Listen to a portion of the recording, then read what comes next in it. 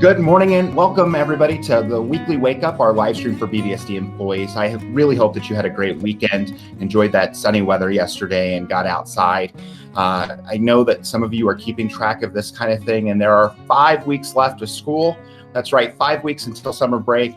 And so I know that many people are probably having, sort of thoughts of summer naps and all the things all the fun things that you plan to do with friends and family during the break. We know that this is an incredibly busy time for you, so I really want to thank everybody for tuning in, catching up with us.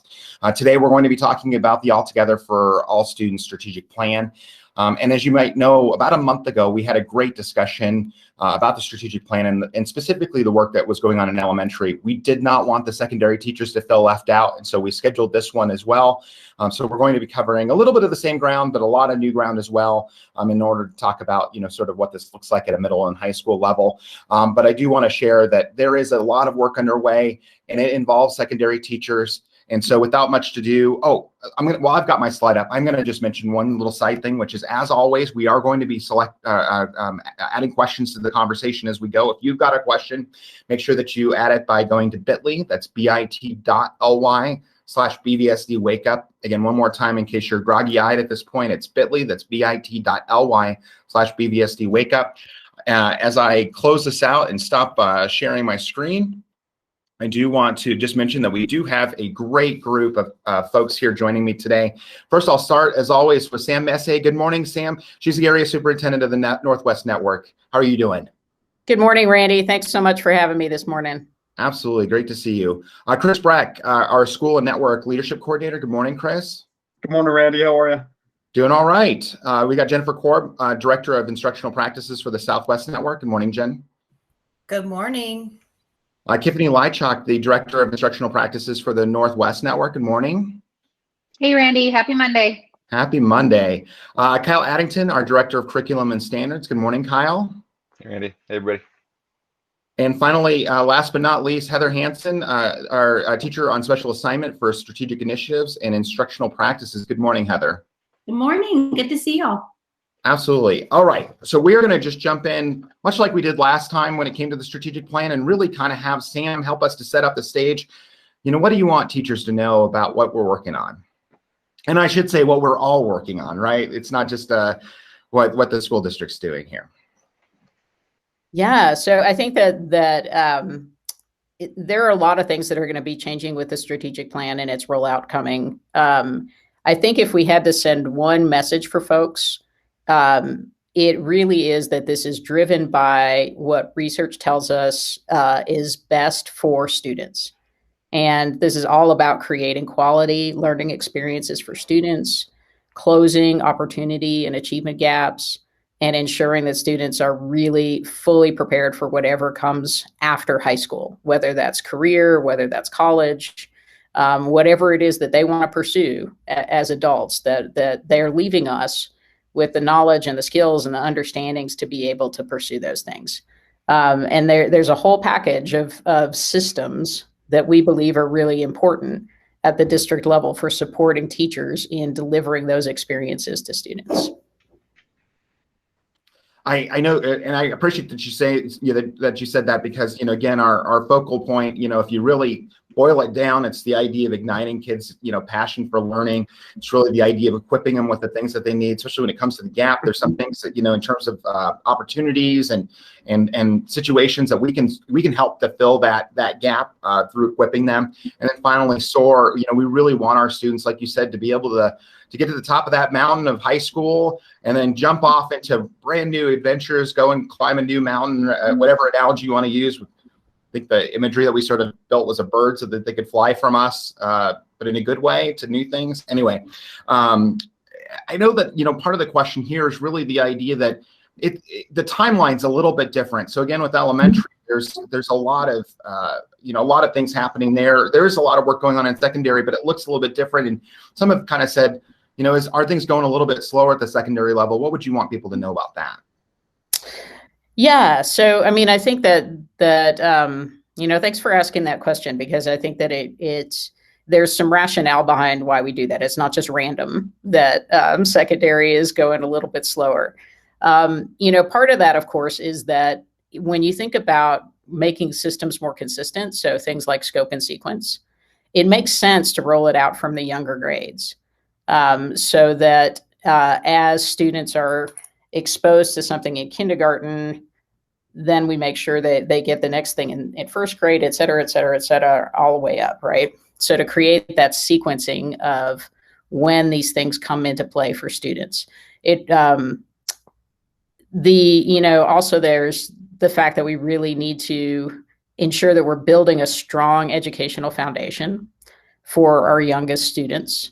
So if we can intervene early and get kids on the right track and ensure that they're on pace to meet the standards that they're going to need to meet to be able to graduate, it's better to do that early than to wait until high school to try to intervene and get those kids caught up. And then finally, it's just that in terms of the systems that we already have in place and the factors that are involved in elementary versus secondary. So at elementary, we already had common instructional materials in mathematics, in reading, in phonics, in science. So we already had a lot of these common systems in place that I think made it easier for us to develop a scope and sequence at elementary. It was sort of a more natural process, and easier for teachers to wrap their head around what needed to come first, second, third, fourth, fifth within the year. At secondary, it's just a little bit harder because we have fewer common instructional materials that span district-wide. And the whole landscape at secondary is also impacted by the fact that students have a lot of choice in which courses they take. So one student might take a really different course pathway through high school with their mathematics courses, for example, than another student.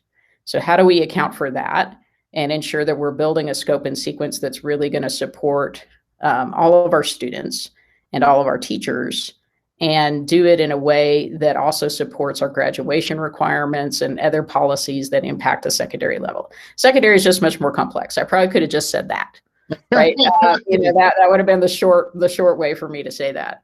And we know that our secondary teachers have. I fully understand that every single one of our secondary teachers out there has been intentional about the order that they teach things in. I've had lots of conversations with secondary teachers, and they're incredibly thoughtful about how they plan their year. This isn't about a lack of trust in teachers' ability to do that. I have a huge respect and faith in our teachers. It's about getting consistent around one common sequence of the way that we do that, so that we're better able to support kids in a systematic way across the entire district. I know that one of the things that we've kind of talked about is the idea that, our middle school teachers, when you've got, kids coming from a variety of elementary schools, I mean, that is really a place that you see sort of a hang up, a trouble spot, because again, you might have one school teaching something, quite differently from another one. And so those middle or those transitionary years are sort of places that, as I'm sure as you get into high school, you have less of that issue because, again, kids are then now in a system where they're getting carried up, together a little bit better. I mean, is that part of it as well? Sure. I mean, transition years are incredibly important, and our teachers know this. I mean, if you're a sixth grade teacher, or if you teach ninth grade classes at the high school, you know how important that transition year is for helping students be successful. And as sixth grade math teachers, I'm sure are used to having kids come to them with incredibly different levels of preparation and experiences and what their mathematics education has looked like up to that point. Imagine if we could guarantee that every graduating fifth grader who came to you in sixth grade came with the same set of core understandings, knowledge, skills, etc., so that was more predictable, and it then makes your job as a sixth grade teacher a lot easier. That you have kids sort of more at this common starting point to work from. Ninth grade, I think, is one of those places where our kids are most vulnerable to potentially like getting off track. Ninth grade is a really tricky year. Things change dramatically from what middle school looks like to what high school looks like. So the more that we can make that environment predictable for kids, easy to understand and navigate because it is so different than their middle school experience, transparent about the expectations and what they're going to have to do, then I really believe kids will have a better shot at being more successful. You know, I think that there's so many areas for us to dig into here. And I know in a minute, we're going to talk a little bit about the curriculum side of things and how we are starting somewhere at a secondary level. But it does seem like, given the fact that that is more complex, as you said, that we are looking at something where we can find unifying ground. So Tiffany, I'd love to have you kind of talk about that. We've really been looking at how we deliver instruction, and I know that you guys are really focused on 5 foundational practices. She's willing the mute to go away. Okay, we can come back if needed. Sorry, Okay. I have like the 2 screen thing going on and like the little cursor guy just totally disappeared, but I'm good now. Yes, yeah. And actually, Randy, if it's okay, I'd love for our team to maybe talk a little bit about the instructional model first. Okay. Just for a bit, because the practices really build onto that too. So Heather and Jen, I'm going to kind of kick us off and then ask too maybe that you guys jump in a little bit with the model work. So I think we're going to talk here in a little bit too about teacher involvement, and we'll explain where the model came from and how it was developed. But just as sort of a quick way to paint the picture around the model and what why we're excited about it, it's a common teaching and learning cycle. So as former classroom teachers, the 3 of us in instructional practices knew that this was a cornerstone really of thinking about how instruction happens every day in our classroom. So the creation of this instructional model in collaboration with many teachers across the district and building leaders. I think our research task force was pretty close to 100 people that worked on this for a while, really gives that structure for teaching and learning in that cycle. So as we did the research around different kind of teaching and learning cycles and instructional models, we found that we had a lot of really great things already happening in the district. And as Sam was kind of talking to before, not a lot of consistency around that work. So having this common model is really going to enable us to have common language across the district that's really going to help us to build a strong foundation for our instructional culture as we move forward. So if it's okay, I'm going to go ahead and share my screen and turn it over to Heather or Jen for a second to add any thoughts in about the model, and then we'll briefly share the practices. So those are kind of the 2 big things that our instructional practices team has been working on as part of initiative 1 or theme 1 for instruction in the strat plan. Sure, go for it, Jen. I think as secondary teachers, when we talk about the strat plan and all of the things that we've heard Dr. Messier mention this morning, this is the place where all secondary teachers can really start to jump in, because as we wait for all the pieces to catch up, like the secondary year at a glance and all of the content areas that may not yet be on deck for work, this instructional model is for all teachers, no matter what you teach, no matter what subject, no matter how long you've been teaching. This is a place where we can all jump in together and figure out, where might I be really great as a teacher, and where might my instruction maybe need a little polish, or where am I curious about where I could do a little learning. The instructional model is the place to do that, to really be consistent and intentional about what you're doing as a teacher.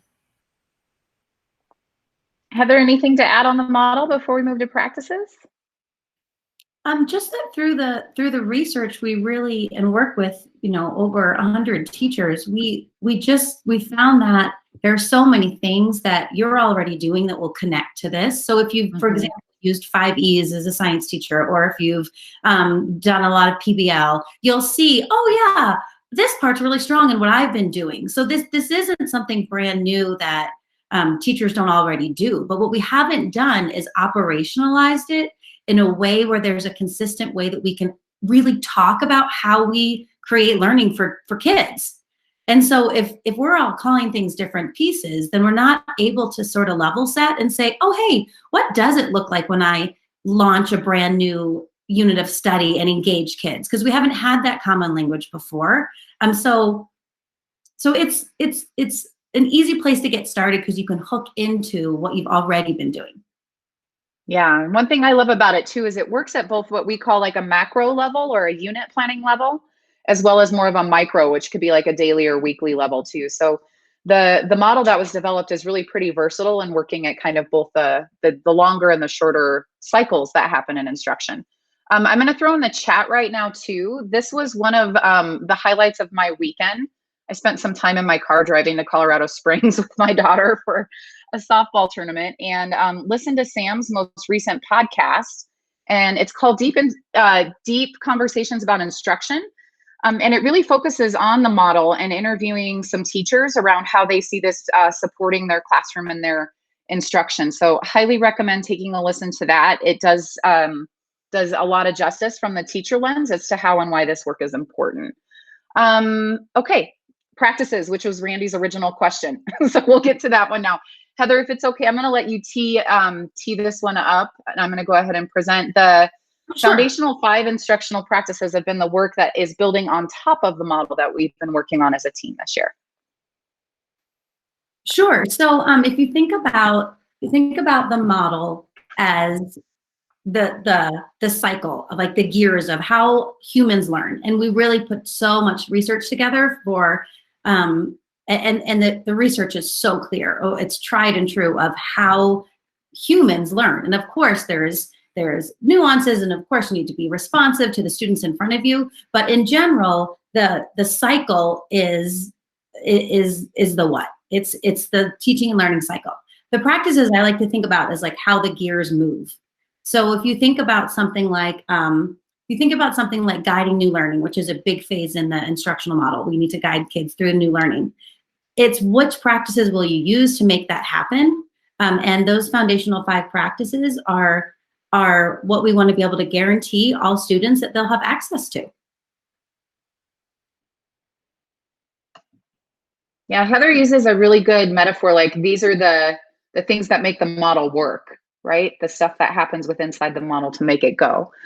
So we're really excited about these. These are a little more in development and work that's been happening this year. The model really landed last spring. So we're excited to see what sort of reactions our teachers have to this work. We've got some opportunities happening through the DILT, through the DILT members right now, with some forms going out to teachers asking for their thinking around the foundational 5, as well as their expertise and experience that we already have in the district to help us launch some of this work.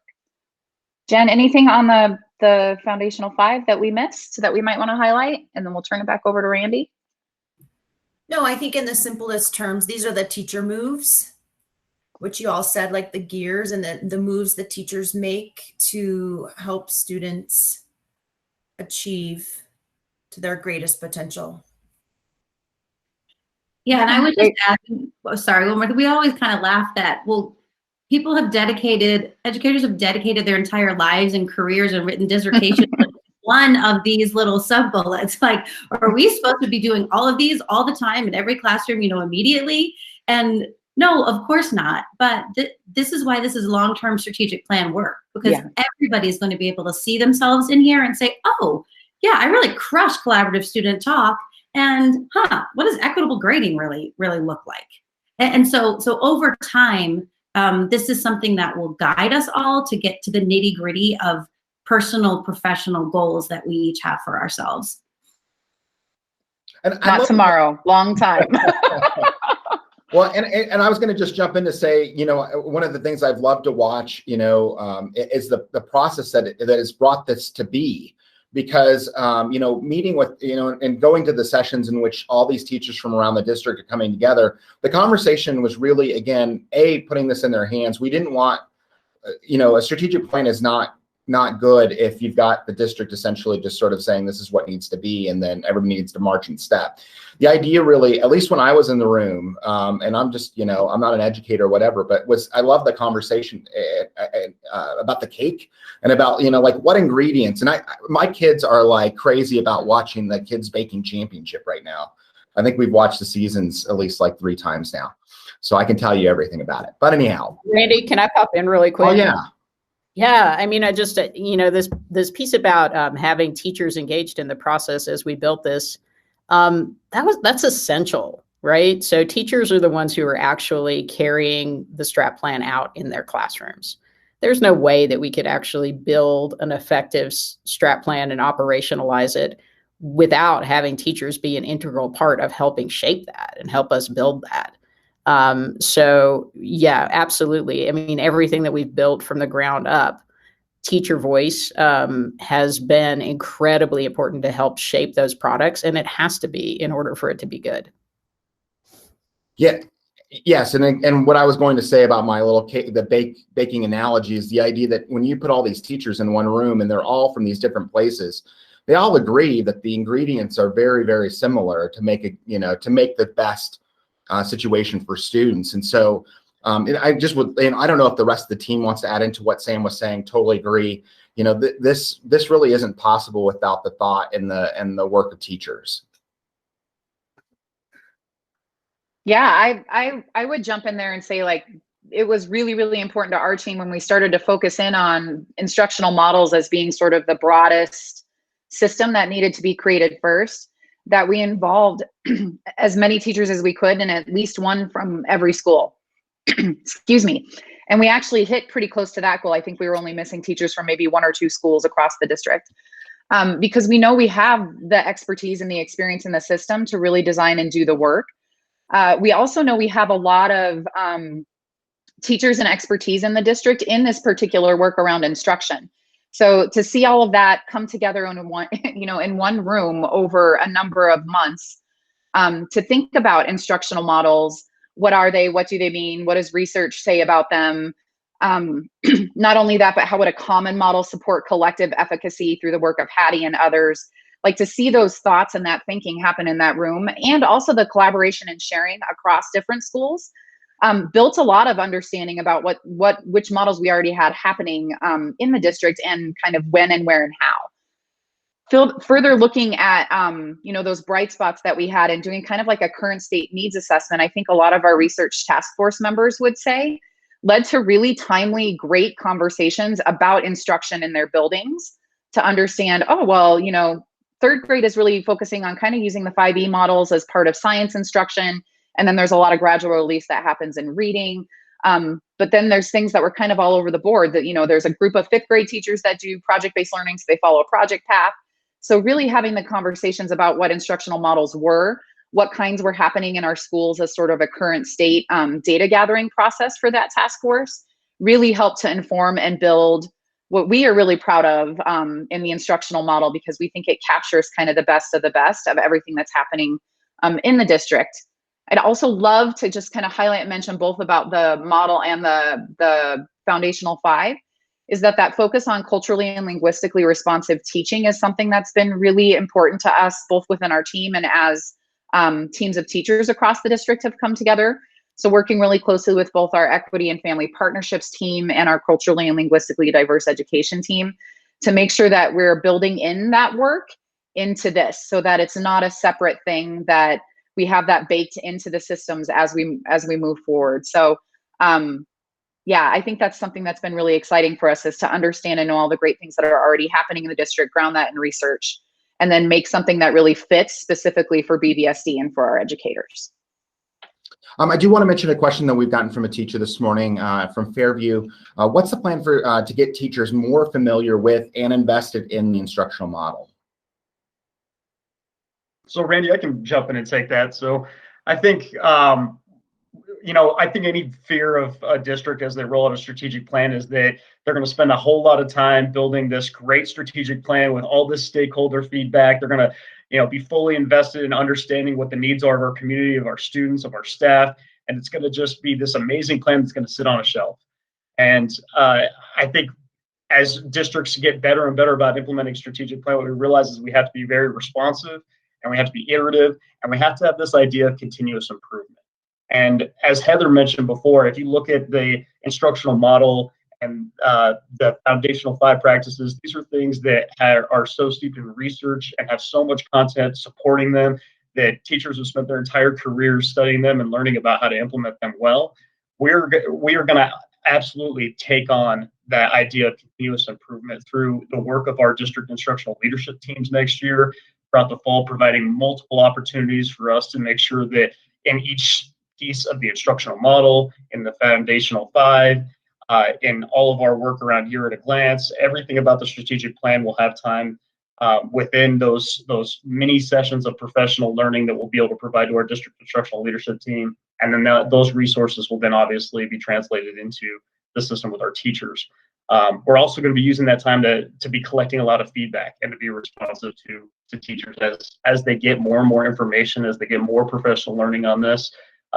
We're going to continue to be responsive because, again, that's going to be key for us to be successful in the implementation of the strategic plan. And I love the way that you put that. So often with strategic plans, they get put in a binder and up on a shelf and get dusty. On the flip side, another question that we just got from another staff member over at Fairview is the idea of the opposite of what could happen. And so this person asked, high school teachers have a fear some high school teachers have a fear that the implementation will result in lockstep teaching.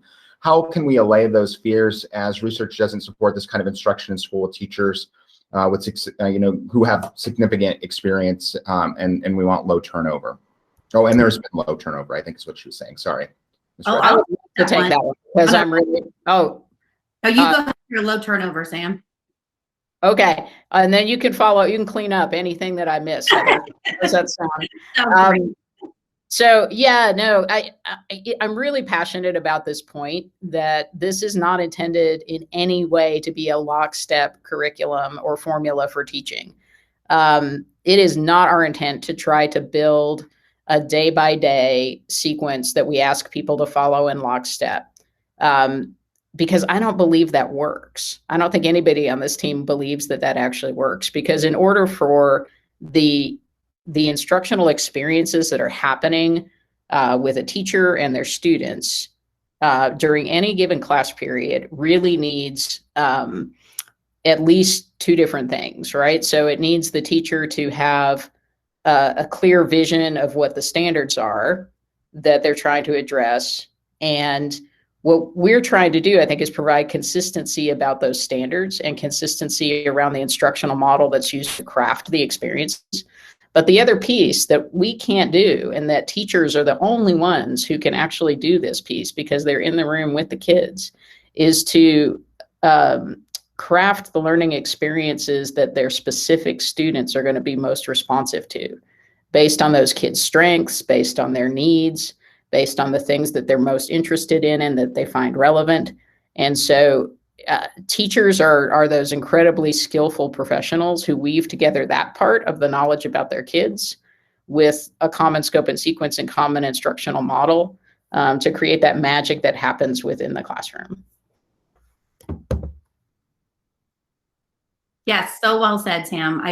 I got so excited because I'm passionate about this too. As a teacher for so long, the idea of having to do a scripted lesson is like, oh my goodness, that's not responsive to kids. That's not responsive to the students in front of you. And that is not what this is. So the what you teach and when you teach it, the scope and sequence, and the bigger assessments for how we'll know students are learning it, those things are the tight. Like that, teachers should not have to make their own scope and sequence. And so the part that's so exciting about this is when those conditions have been created, that is a district's job to create for teachers, then we can use all our creativity and flexibility to observe kids and how they're reacting, and to change in the moment, and to pick a new strategy that meets a kid's needs. But that's where we should be putting our energy, not in creating from the bottom up the foundational parts of a curriculum. That should be created for us as teachers as a guide. And I think that's what we're doing here. So no, there are no scripted day one, you must do this lesson plans. That's not what this game is about. Not happening. Perfect. And I think that's a really great segue to get into the scope and sequence work that is happening. I know at an elementary level, it's taken a little bit more shape. At a secondary level, there's a couple core areas where we're looking to begin. Can somebody kind of share kind of what the thoughts are at a secondary level of what, a little bit further about what this will look like? Sure, Randy, I'd be happy to jump in and talk about scope and sequence at secondary. You're right that we have focused on language arts and math initially, and our core courses of language arts and math. So we're only talking specifically about 6, 7, and 8 for both LA and math, 9, 10, and 11 in LA, algebra and geometry in math at high school. So it's a subset of courses and content areas that we're really beginning to flesh out what a year at a glance would look like for those courses. And Sam was doing a great job mentioning about the complexity, and we recognize that complexity. And we know that and knew there's going to be no shortage of it when we started this process. And we've been really thankful for the engagement of the teachers in these content areas up to this point, because we've understood it, and they've told us, not just this year, but over years and years, that this complexity exists in our district, and there's other conversations that need to happen before we can really spread out what we're doing with our year at a glance documents and other courses and content areas. So yeah, and it's interesting, some of the comments and questions about pace and timing, I think are very legitimate from teachers, and feeling like, one, everything feels kind of tough this year and over the last 2 years, to be honest, let alone having these bigger conversations that really start to strike at the core of what we believe as educators. And while yes, it feels potentially like the year at a glance is happening at a brisk pace, which I think could be true, for me, I think we really should be looking at it that we actually started this work over several years ago. And when we started to go through the process of prioritizing standards and gathering groups of teachers from representatives from each building and looking at what should our priority standards be, we really began to have conversations about scope and sequence at that point. And when we really started thinking about what is most important in these courses, we had deep and meaningful conversations about, well, what does this mean if, the question was, if we prioritize this and not this, that in effect, you really begin the conversation around a scope and sequence at that point about what a year at a glance would look like for a course.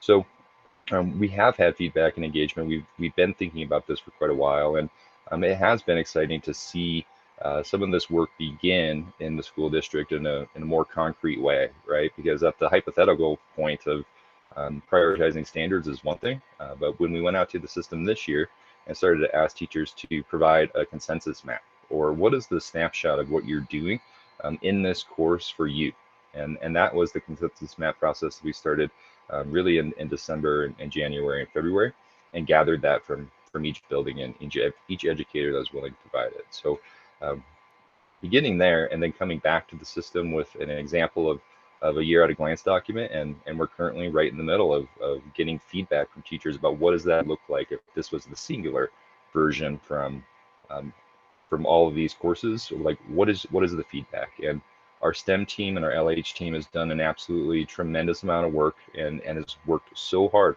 to go to each building, each teacher, and talk to them about the year at a glance documents and make adjustments. So even the initial year at a glance document that we provided, like, many of them have changed up until this point based on feedback they received from teachers, and we're still receiving feedback all the way up until today. And I know there's departments out there that'll be having these conversations in just a couple hours, and I'll be in a couple of those meetings talking to them about that as well. So we're really intentional about gathering feedback, and the STEM and LH team is being really thoughtful about adjustments and changes before we quote unquote finalize what a year at a glance looks like for next year. I'll stop blabbing around, Randy, and let you think about the other questions, but I started answering a bunch of them at one time. I do have one from a teacher right now, but I did want to just circle back to something that you just talked about, Kyle, which is the idea that there is, I think it's a survey that's open until today, the end of today. Is that right? Yeah, that's correct. So there's opportunities to provide feedback via the form or the actual year at a glance documents in their DILT folders. And then also still opportunities to talk with content area experts in LH and STEM too. And then we'll be gathering that feedback. This is kind of our stopping point for making sure that everybody's aware and has an opportunity to say what they want to say about the year at a glance document. And then we'll begin to continue to really start to shape those into one that's more of a singular year at a glance document. Perfect.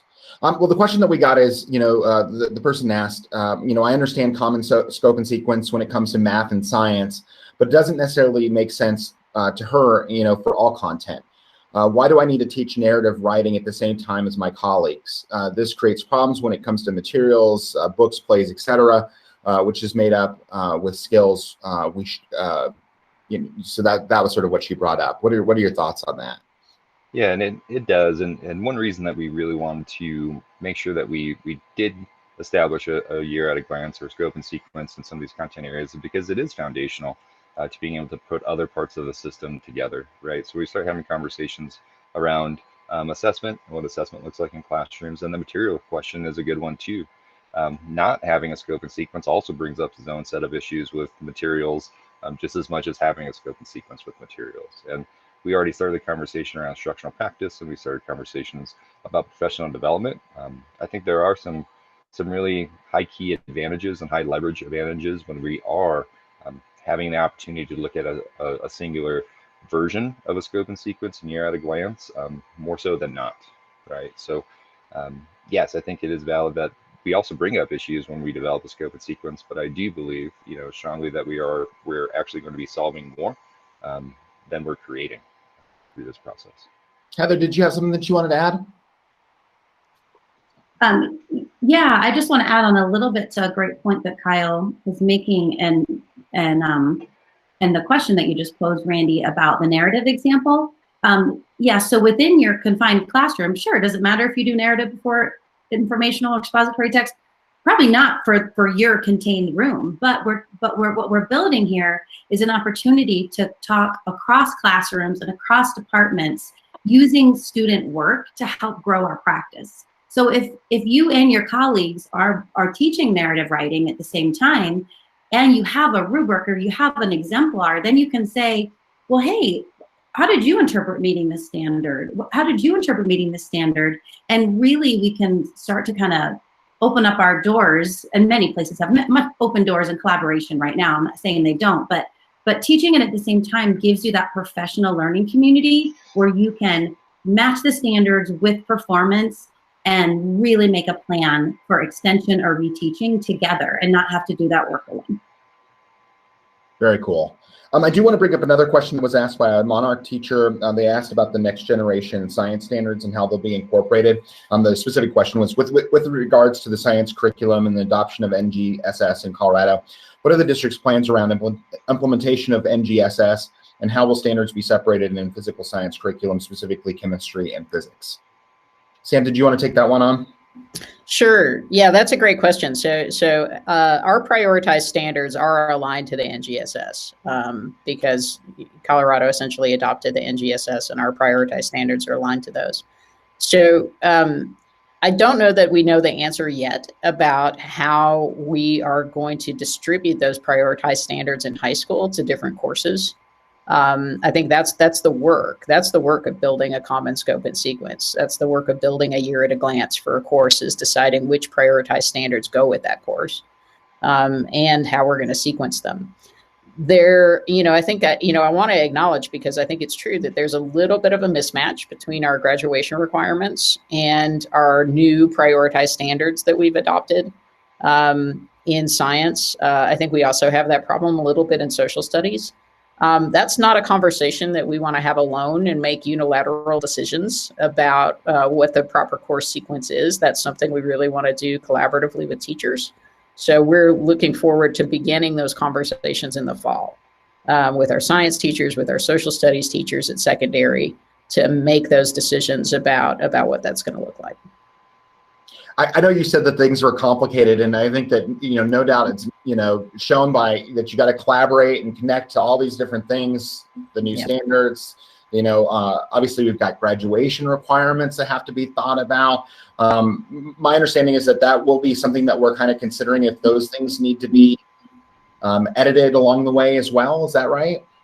Yeah, absolutely. So there's a plan for us to relook at the policy and regulation related to graduation requirements in the fall, so that we really look at that first and think about our prioritized standards and what our graduation requirements are, get that right, and then start building out the year at a glances for the courses in those content areas.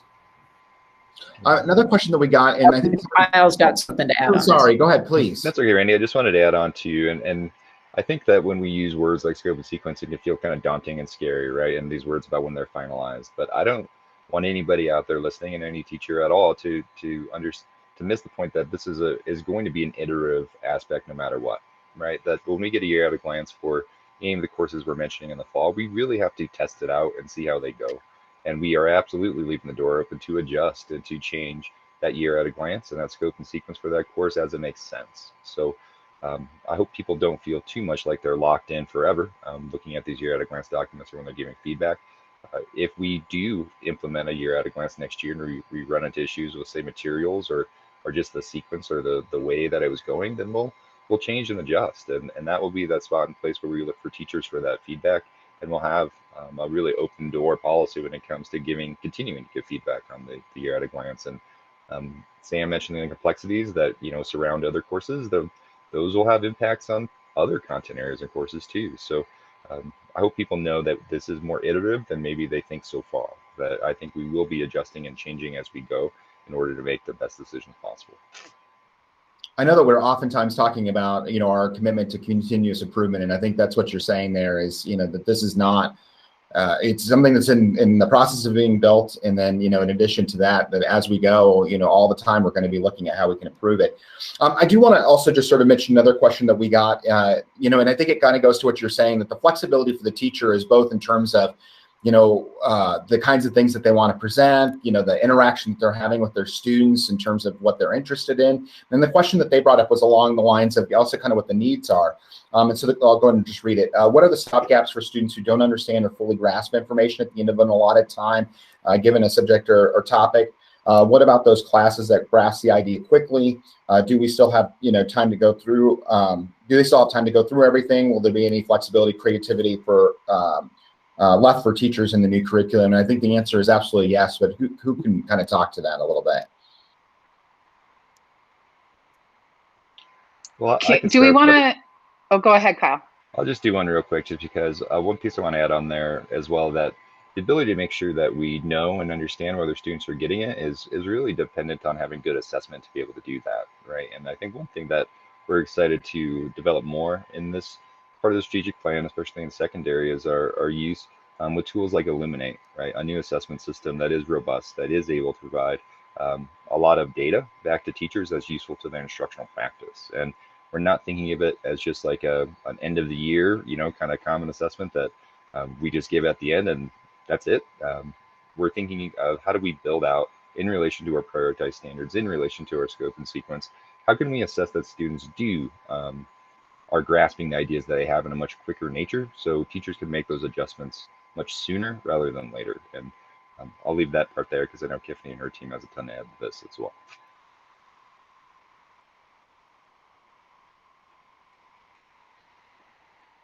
So I'm just going to throw the model back up on the screen because I think both in the model and practices, there's a lot of focus on exactly what that question is asking about, adjusting instruction and being responsive to specific student needs.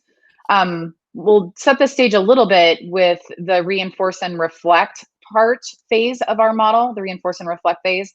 And this is after, most of us are really familiar with models that look similar to the BVSD one in many ways. Maybe not at like the granular level, but at the big phase level. So after the engage phase where we build some context and get kids really interested and curious about learning, and then setting goals so they know what they're learning, what will success look like, and what tools are we providing them with to support their learning. We get into this guide new learning phase, which is where kind of the meat of helping kids to digest, understand new content happens. And so there's a lot of really complex things that happen within this guide new learning spot. The question about like, how do we help and address individual student needs for learning happens really in this reinforce and reflect phase of the model. So whether that's more on a daily formative thing or a longer, perhaps like benchmark within a unit, this is where we're going to use assessment practices to know where our kids are at and then really focus on specific reteaching and also extension activities for kids at that point in time before we kind of loop back through the cycle again. So we go back into the next chunk of learning we're engaging, setting goals, guiding new learning, and then checking. So the model has sort of this, it's almost like this built-in time for that to happen, so that we're ensuring that along the way in a learning path, students are having the opportunity to be assessed and understand, get feedback on what they know and where they're at. And that as teachers, we're looping back around and using that information to really help either extend or reteach learning at that point in time. We have some stuff in the practices too, but team thoughts on the model. I know, Heather, you've been working really closely with our MTSS teams and thinking specifically about this particular need. So anything to add that I might have missed there? No, you did a beautiful job. I just took to say a couple more things about the reinforce and reflect. If you think about, a big unit of study being divided into these chunks, these kind of smaller subgroups of standards that you're working towards, as you go through the model, I think one of the mental model shifts has kind of been that as you kind of are nearing the end of a smaller chunk, you're going to plan to have to reteach and extend. So it's not if you're going into that unit saying, at this point, when, I'm almost through this chunk of learning, I'm going to do a little, a check for understanding, and I'm going to know that I'm going to need, whether it's a couple days or whether it's a few minutes within each lesson, within each, block, I'm expecting that I'll need to reteach for some students in a different way. And I'm expecting that my data will show me some students crush this already, and they're going to need an opportunity to, have some enrichment. And so when you plan with that in mind, it embeds the model in your initial planning. I'm sorry. I was going to add one quick thing to this, is that this question actually illustrates the point almost precisely around why we're doing this work, kind of that tight, loose structure, because our intent is that if we tighten up the systems of instruction, it loosens up the teacher's ability to be more responsive to their classroom, because their energy and time isn't so much steeped in the what am I doing next, because that's already laid out. So then it really frees the teacher up to do exactly what this question is saying, to extend for some kids, reteach for other kids. And how do I know that? Because I've done a really good job of using the model to plan for instruction. So to Heather's point, I've planned for where am I going to stop and check? And I've planned for what am I going to do when I get this data back that's telling me what my students need. So I actually think this question illustrates exactly why we're doing this work, especially at the secondary level, to free teachers up to do that important piece. Yeah, what I was going to just add is, I'm all about analogies, and it kind of reminds me of like a big, I don't know if you ever seen the big Millennium Wheel in London. It's like a big Ferris wheel, but you've got these segments, where the thing's going up. And so the connection of all these things is important, because you got to know where that group of students is going to be on a big scale, but each car has to get, balanced out. And if it's, high winds or whatever, you don't want that car to go upside down or something, get all the people thrown around. Teachers that's what they're there for, is to really take care of the passenger, so to speak, right? I don't know if this is a good analogy or not, but each of these, groups that are going around is going to have to look at their specific needs, but the structure keeps us all together. And so, I love this conversation. It's so good. I do want to bring up, I think Kyle talked about the idea of the assessments that are going on. One of the teachers asked, for common assessments, how many, who's going to create them? How are they going to work? Anything further that you want to add beyond what you've already said? Yeah, I will say that work is just beginning in development. And if you're interested in your teacher that really is passionate about it, be sure to if you can, try to provide your information to make units over the summer. And that's one spot where we're going to be able to really get specific about what assessment will look like. And it's really difficult at this point in time to say what common assessments will be and where they exactly will happen without having year at a glance established, right? So it's kind of a chicken and egg aspect, that we need to have the year at a glance. We need to be able to look at the entire student experience, not just that course, before we start making decisions about where assessments happen and how long they are, for example. But we do know that we wanted to shift into something that is valuable for teachers' instruction, right? So as mentioning, hopefully not long and late, but early and efficient. And that shift, I think, will be important when we think about what a common assessment is. The main goal should be to serve instruction and to make sure students are able to reach those long-term course goals And that's the design. The design will be based around that versus just saying we have a common assessment that is going to happen and district data is going to come back and something's going to happen with the data nobody knows. It's not that. It's designed really to make sure that you as an instructor have data that's going to serve your students. And that shift, I think, will be important for us to make and be really intentional once we get our guidelines established of asking teachers and saying what would make the most sense here, how many, how often, like those type of questions will change and adjust according to the course and the student experience as a whole. Perfect. All right. I'll bring up a couple other questions that we've gotten. The idea, I guess, just about how this is really going to look and feel and work. Concern is about whether or not it's going to mean more paperwork for teachers on assessments, less ability to sort of focus on lesson plans and help students. I think our hope really is that the focus is opening more time for students versus having to spend so much time on the prep, but anybody able to talk about that?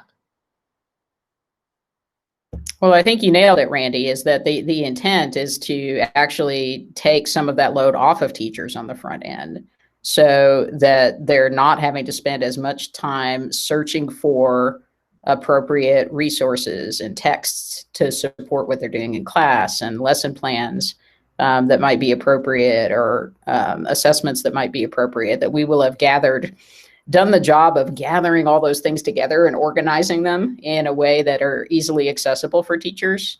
And hopefully what that does is create more time for teachers to actually focus on how they're going to help every student in their classroom really sort of thrive in their classroom environment and meet those expectations that have been spelled out in the standards for that course. This is another one that might be in your neck of the woods, Sam. You like the challenging questions. They were kind of saying, first of all, that they really feel like PLC already allows teachers to have open doors between teachers. But again, I think the idea is sort of wider across the district. But I don't want to put words into your guys' mouth. But the question that I thought was really, that I wanted to pass on for you guys to be able to answer is the idea of, how are we going to manage our material situation and make this work? They said, money's a bit of an issue. And they don't feel like it's being addressed. Books are expensive. How do we focus on book buying, diversifying our offerings, cultural relevancy, that kind of thing? Mm-hmm. That is a great question, and that's something that we are working really hard on right now. I just want people to know that I am absolutely aware that we have been really underfunded in terms of instructional materials over the past decade, at least. That's a chronic issue. Everyone in senior leadership understands that. And that is a problem that we are working really hard to figure out how to solve, how we can increase the amount that we're spending on instructional materials each year so that teachers have up-to-date materials that really align to their prioritized standard. That's critical. We know people need access to that. And we know it's been a really long time since some of our content areas have been able to buy new materials. And that's one of the things that keeps me up at night, is that it's been such a long time since we've adopted new social studies materials, new science materials, and our teachers deserve access to better materials. We're working hard on that. Hopefully, maybe we'll be able to leverage some of the funding that'll be coming in through the Economic Recovery Act to close some of those gaps that we have in resources. And I can vouch for Sam that I've been in those cabinet conversations in which the instructional team have brought that up and have lobbied hard on that. So I do want to give everybody a chance to say a quick word of closing. But before I do that, I just want to hit two quick things. One is the idea that, again, we understand things are crazy. There's a lot going on. And yet we feel like this timing, especially coming out of the pandemic, is so key for the strategic plan. I mean, that is part of the reason why we are driving hard at this point to really get a lot of this work moving, right? Yeah, Randy, it absolutely is. I mean, and we talked about this a little bit, I think, last month in our more elementary focused conversation, but really over the last 4.5 months, we have really made a commitment to delivering for teachers going into the fall and really taking some really critical first steps. And I know a lot of times that causes some angst, and we want to know all the specifics of everything that we're going to have. We want to know what it looks like this time next year, so that we can appropriately plan. And our teachers throughout the system are so good at doing that right now that not having all of that information can be tough. But we also really truly believe, and I think I speak for everybody on this call when I say we truly believe that it's critical that we take these steps and we work through the things that are muddy right now, that we're really responsive to teachers, that we kind of lock arms with our system to say, what is it that we need? How does this work? Have the tough conversations that we're having right now. Because we know that a year from now, the only way we're going to get to a point where teachers are going to feel really great and going to feel really supported coming on the heels of a pandemic is if we have those conversations now. So yes, it's absolutely a driving factor, but I honestly can tell you we are extremely excited about the progress that we've made so far. And I don't think that any other school districts can say that they've accomplished as much as we have in the last 4.5 months, and doing so alongside teachers, not giving something to teachers, but alongside teachers. So we're really proud of that, and we're excited to continue that work moving into next year. And I think that's a great segue to sort of what I was going to ask Jen about, which is that, we are working, as we've said throughout this whole segment, that we are really working with teachers. There are ways that teachers can participate moving forward. Anything that you guys want to share there? I can start a little bit. I think the first way for teachers to get involved is just meet us with a curious mind. If you are curious about what we're doing, check it out. See what's going on. I know we're at the end of a really tired year, and for many people, this is not the time to do a heavy lift. So I would just welcome you to meet us with curiosity and see what happens when you meet us with an open mind and curious heart. It could potentially be a really great starting point. Participate in your DILT conversations that are happening through the rest of this year. That's a great place to start. Each of you have a DILT member and your administrator. So if you're curious about what we're talking about, that's a great place to start there also. If this is something that you're like, wow, I'm super interested in this, maybe you want to step into that leadership position for next year at your school. That's another great way to get involved.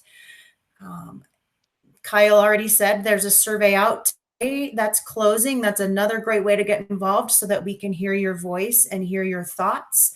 Along with that, there is an opportunity for you to give us your thoughts on the practices that Heather talked about earlier. There's a survey out that is open until May the 7th.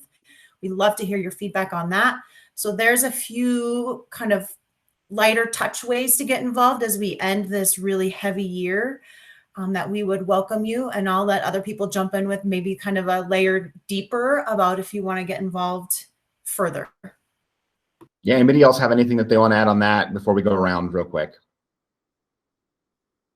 All right, hearing nothing, why don't we go around the room? I'll start with Heather. Anything that you want to add in closing? Sure, just thank you. We're almost to the finish of this monumentally difficult school year, and I just feel grateful, and thanks for tuning in on this morning. And it's nice to see so many people listening in. I also just want to say, this is my 21st year in Boulder Valley, and I just want to acknowledge and put in the room that to create systems like this is a big mental model change for us as a district. And it's exciting, but it's hard, and it's scary too, to sometimes not know what the end line is going to look like. But we will get there together, and please keep the feedback coming, keep the questions coming. This is a big change for us as a system, and it's in the right direction, and it's going to be okay. Thank you. Great words there. Tiffany.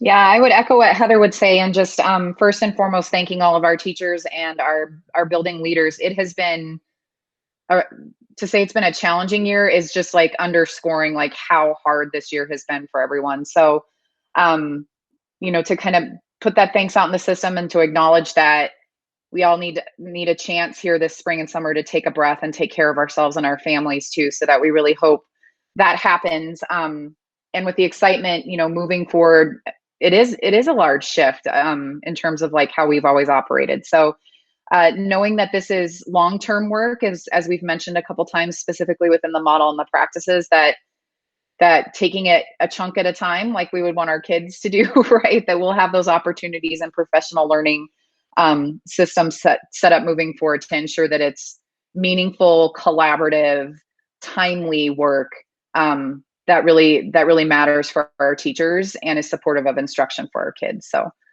we're excited for next steps and just want to encourage everybody to make sure they take care of themselves here for the last month and over the summer and recharge. So thanks for having us this morning, Randy. Thank you, Tiffany. Kyle. Not a ton to add, but again, the thanks to the teachers that have been providing input on this work in such a thoughtful and meaningful way, right? Like I think there's, honest and good reasons or disagreement, or other philosophies around when we start talking about scope and sequence. And I'm just really thankful for how respectful people have been in sharing those views and being able to get their input in there without completely lampooning, an entire process. I think people do understand the positive aspects and the need for this across the district. And I really appreciate people working together to get there towards the end. And I'm thankful for that. Thank you, Kyle. Jen. I have nothing more to add except for gratitude. This has been a very tricky year, and we are so grateful for all of our teachers and our staff that have really held on to our kids and helped them get over the finish line as well.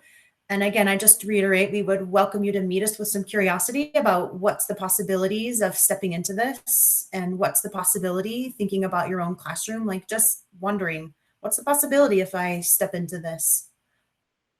Perfect. Thank you. Chris. Yeah, just want to say again how excited we are about the work that we're doing. And, just a shout out to everybody that's on this call. Everyone here has worked incredibly hard, extremely long hours this year. And in every single one of the meetings that we have, the conversation is this what's right for teachers? Do we need more teacher voice? What is this going to look like? How's this going to translate? And so the people on this call just truly care about not just getting the work done, but making sure that it's really meaningful for teachers and for kids. So, again, really excited about it because I know we're going to end in a good place because of everybody here. And on the same note, we talked about a lot of different ways that teachers can provide feedback this spring, going into the summer.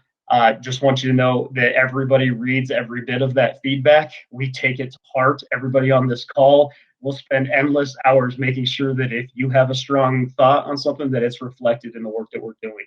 And that doesn't mean that we're going to come to consensus on every single thing, right? We're doing a lot of systems change. We understand that, but please know that we're hearing that and that we really appreciate all that feedback moving forward. Thank you, Chris. Sam. Yeah, thank you so much for having us this morning, Randy. Really appreciate the opportunity to talk about this because as you can tell, we're all really passionate about it. I want to echo the gratitude that's been expressed for our amazing teachers out there, our amazing building leaders out there, all of our staff who are helping our students access what they need to access this year under really extraordinarily difficult conditions. I can't even imagine what it's like to be a teacher during a pandemic. And to this team for all of the really great work that they have done. It's really been tremendous. I think I'd love to end with my best hope about what next year looks like. And I think that when I think about what my best hope is for next year, as we start to implement some of these systems, is that teachers feel like they have a really rich set of tools that will support them in doing that important work of helping every kid learn and helping every kid achieve.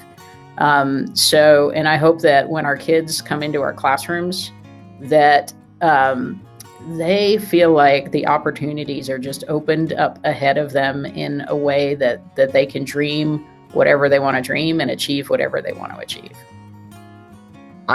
Great words to end by. I want to thank all of our panelists for joining us today. I want to thank all of you for tuning in. I cannot wait to see where the school district is in a few years as these changes take shape with your help. And I hope that you have a great week. Take care now. Bye, everyone.